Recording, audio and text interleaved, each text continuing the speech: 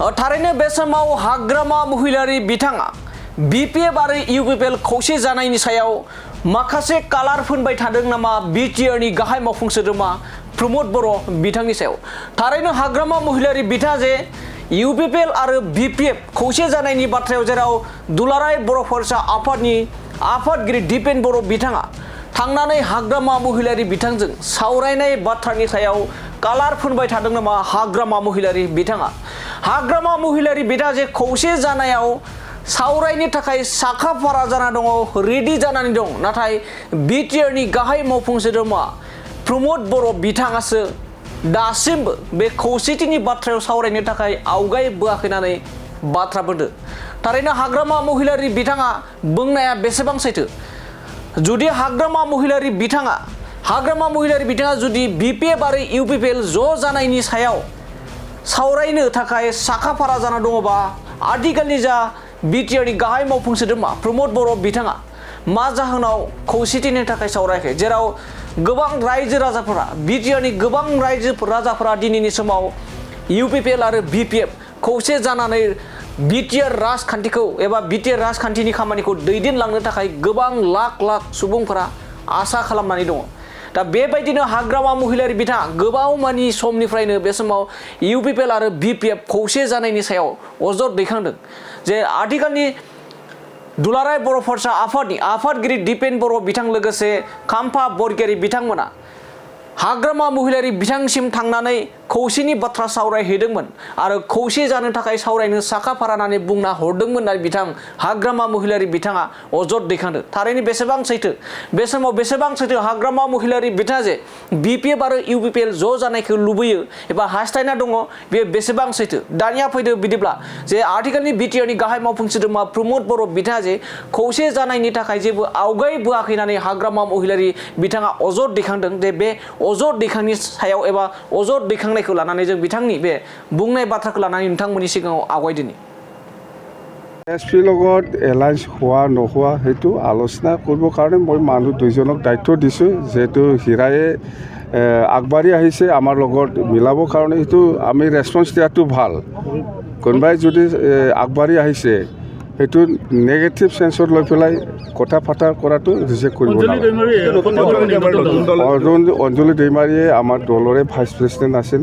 C আমাৰ দলৰ পৰা ৰিজাইন দিছে ৰিজাইন দি পেলাই সেইটো নতুন দল খুলিছে আমাৰ ইয়াত ক'ব লগা একো নাই আমাৰ একো ক্ষতি নহয় ক্ষতি UPPLৰ হ'ব যিহেতু ইহঁতে একেলগে আছিল NDFB এপছু একেলগে মিলি পেলাই UPPL দল গঠন কৰিছিল আমাৰ ক্ষতি একো নহয় এপছু আপোনালোকৰ কথা এতিয়াও মানে একত্ৰিত হোৱাৰ কাৰণে গৈছে খাম্পা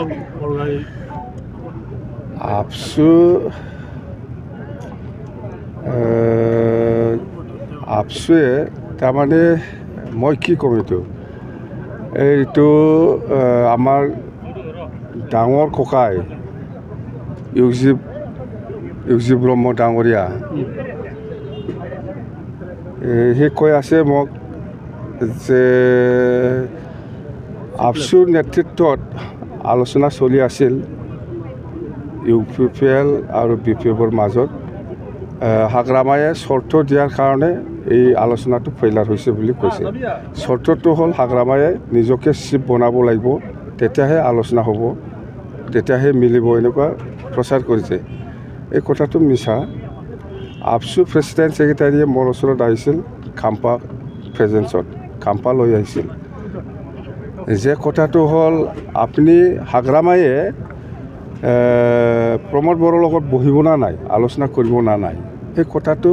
কনচেণ্ট ল'বৰ কাৰণে খাম্পায়ে আপছুৰ প্ৰেচিডেণ্ট ছেক্ৰেটাৰীটো মোৰ ওচৰত লৈ আহিছোঁ মই চিধাকৈ কৈছোঁ মই আলোচনা কৰিম আমাৰ ক'ব লগা একো নাই বড়ো জাতি এক হোৱাৰ ক্ষেত্ৰত আমাৰ ক'ব লগা একো নাই আমি আলোচনা কৰিম কেতিয়া আলোচনা কৰিব লাগে আপোনালোকে মোক খবৰ দিলে হ'ল একদিন বা দুইদিন আগত খবৰ দিয়ক মই যাম কথা সেইটোৱে কিন্তু মই কোৱা নাই যে মোক চিফ বনাব লাগে তেতিয়াহে মই প্ৰমোদ বড়োৰ লগত আলোচনা কৰিম এই কথাটো মই কোৱা নাই मोनसे गोजोनथाव खौरां कारिगावनि माइगं बाथौ फरायसालि सेनियर सेकेन्डारि स्कुला लानानै फैदों मोनसे गोजोनथाव खौरां क'क्राझार जिल्लानि कारिगाव माइगंपुरी गामिनि माइगं बाथौ फरायसालि सेनियर सेकेन्डारि स्कुला HS फार्स्ट इयारनि थाखाय बेसेन नाङै मुं थिसननाय आरो फर्म बिलाइनाया सोलिगासिनो दं। बे माइगं बाथौ फरायसालि सेनियर सेकेन्डारि स्कुलाव आर्ट्स स्ट्रिमनि थाखाय इंलिश, बड' एबा MIL इक'नमिक्स, एजुकेशन, एडभान्स बड', हिस्ट्रि, पलिटिकेल साइन्स आरो अल्टि इंलिश गासैबो आयदाखौ मोननो हागोन। आरो बे माइगं बाथौ फरायसालि सेनियर सेकेन्डारि स्कुलाव इंराजि आरो बर' मोन्नैबो बिजों थागोन।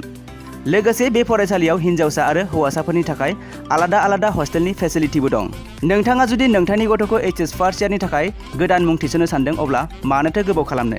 थाबैनो बे माइगं बाथौ फरायसालि सेनियर सेकेन्डारि स्कुलाव बेसेन होनाङा जासे मुं थिसनहैदो। आबुङै मिथिनो थाखाय 8011394710 एबा 8133845456 नङाब्ला 7638023455 नैबे जानबुं नाम्बाराव फन खालामना खौरां लाहरनो हागोन।